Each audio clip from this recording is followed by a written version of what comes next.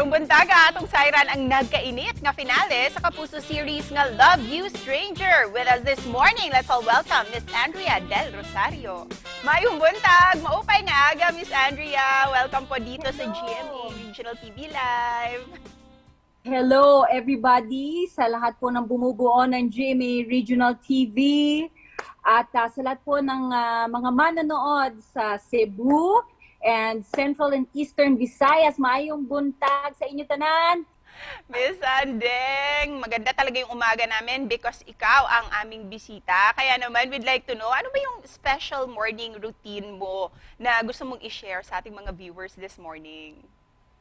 Actually, I don't even eat in the morning. I only take my coffee in the morning. Hindi po ako nagbe-breakfast. I don't know kung sikreto po yun, but that's my morning routine. Nothing special. And of course, bilang isang mommy, how would you describe naman yourself as a mom? And of course, ano din yung mga bonding yun ng daughter mo na si Beatrice? Oh, wow. I'm enjoying her company now kasi she is 12 na. Medyo, ano na siya, nagdalaga na.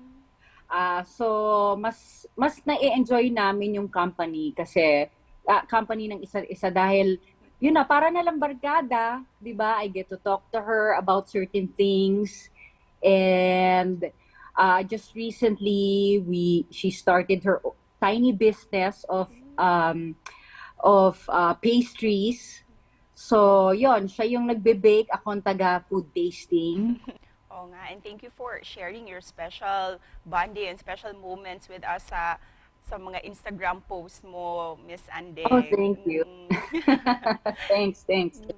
And seeing how close you are with your daughter, para sa inyo po, how did your daughter make an impact in your life, Miss Andeng? Oh, wow. I don't even know where to start. I don't know if you know the history, but she was born with a rare congenital disease when she was born.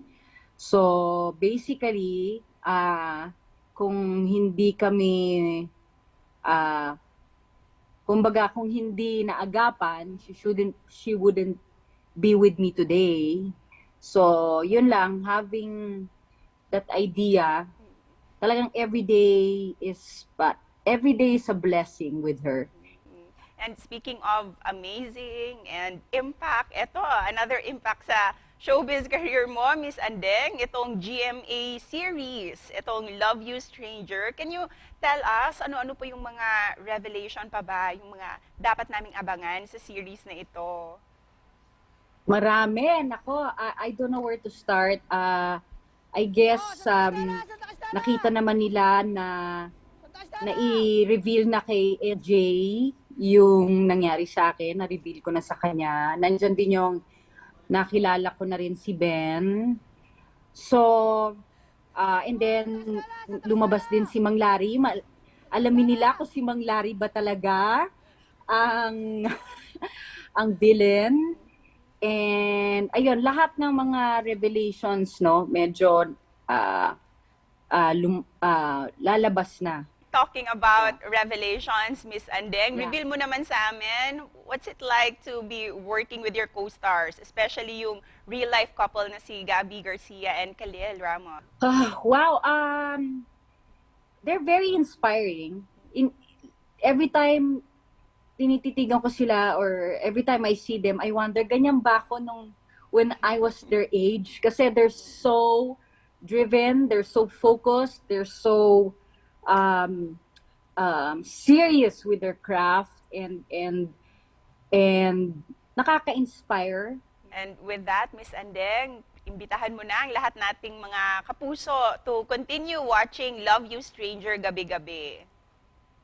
Okay, I would like to invite everybody, lahat po ng mga kapuso dyan, I would like to invite you to watch, please, Love You Stranger every 9:35 p.m. Ano din yung mensahe nyo po para sa mga kapuso viewers natin and of course your social media accounts?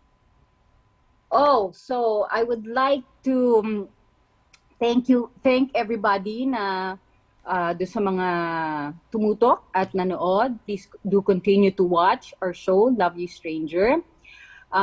Please follow me on Instagram, Andrea Del Rosario _official. Dagang salamat din, Miss Andeng. Thank